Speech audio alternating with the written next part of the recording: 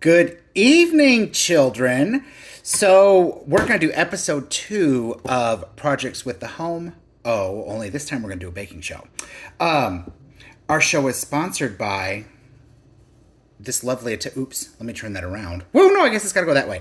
This lovely Italian wine, I haven't drank any of it yet. This lovely Italian wine that 2 weeks ago when I put the lights in the basement, I could actually see to grab now. So, it is going to be sponsored by La Sacresta Baraba d'Alba, whatever the hell that means. I don't know. It's Italian. It's red. That's all that matters. And I'm going to be drinking some of that while I'm cooking. So, here we go.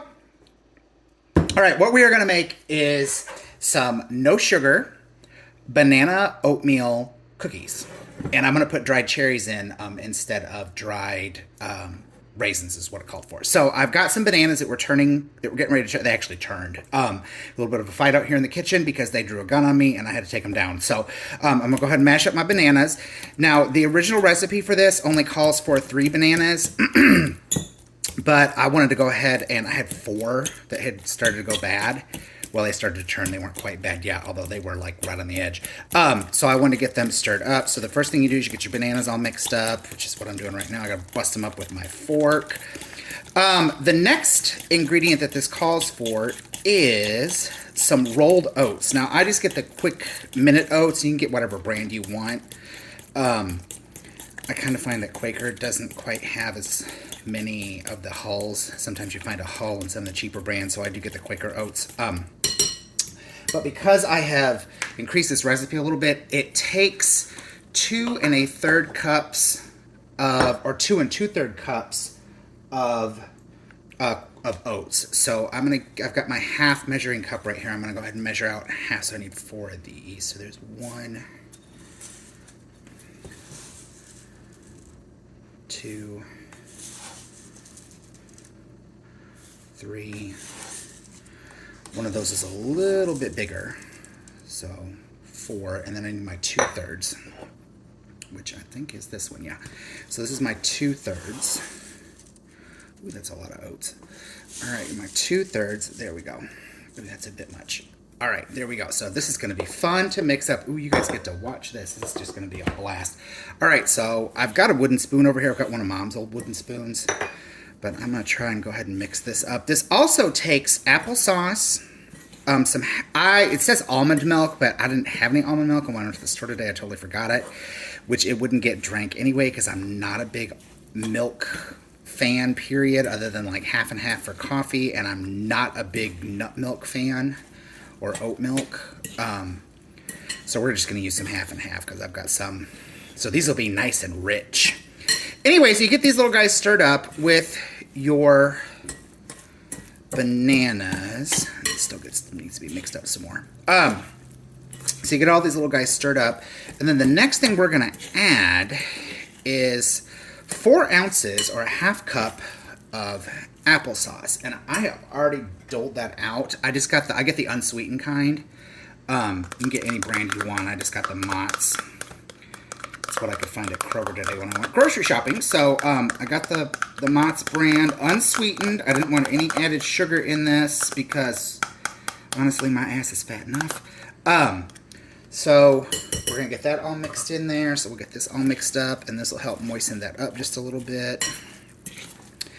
And then what I'm going to add are, the next thing I'm going to add are my cherries. And for that, I did not measure those out yet, so that's going to be real fun. Thank God I've got some dried cherries because I'm a cherry freak and I buy them in bulk.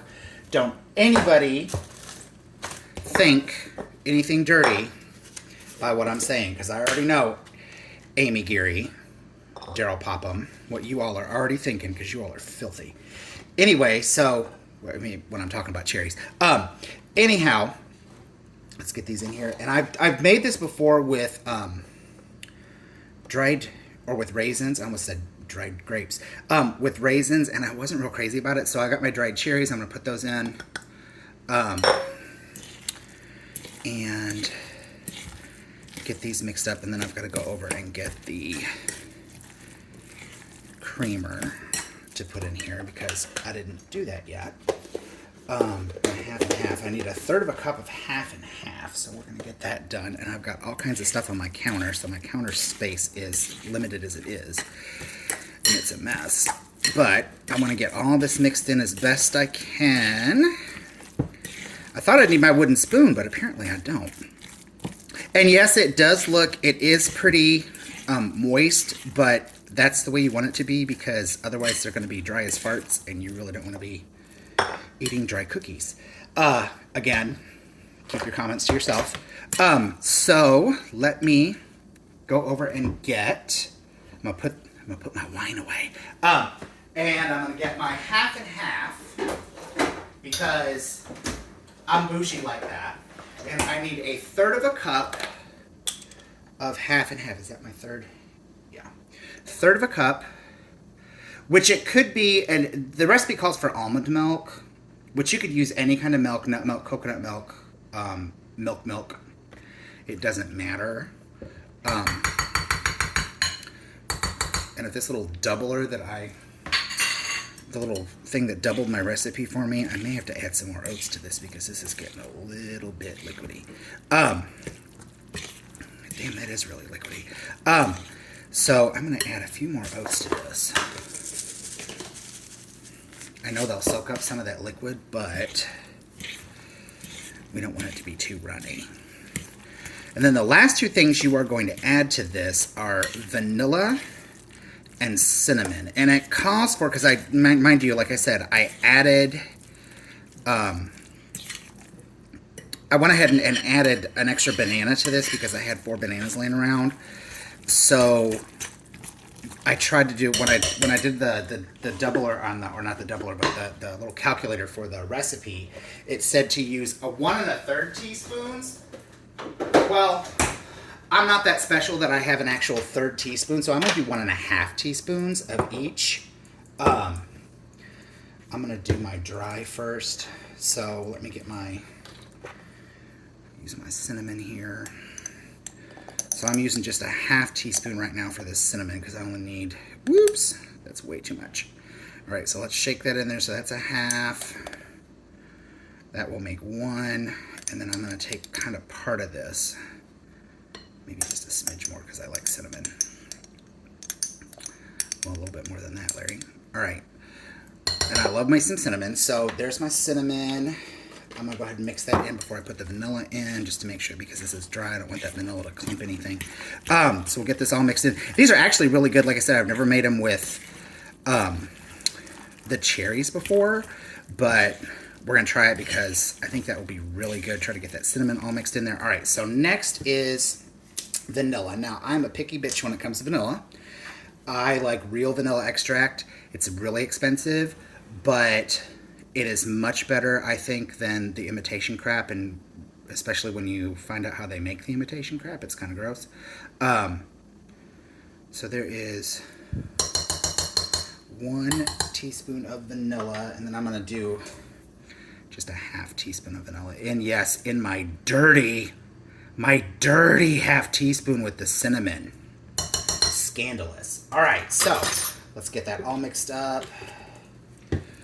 And this should be good to go. How you like how I'm mixing it up with a fork? Isn't that special? All right, so this should all be good to go. I have already got a pan with parchment paper, because like I said, I'm bougie like that. I'm not putting all that spray crap on my pans, because it kind of gets gross after a while. This is supposed to make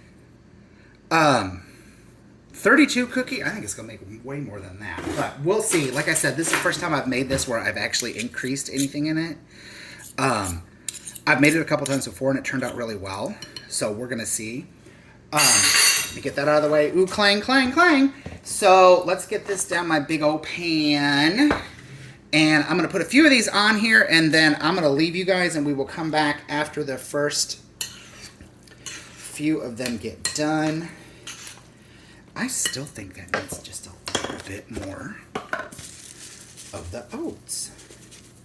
God, it seems runny as hell.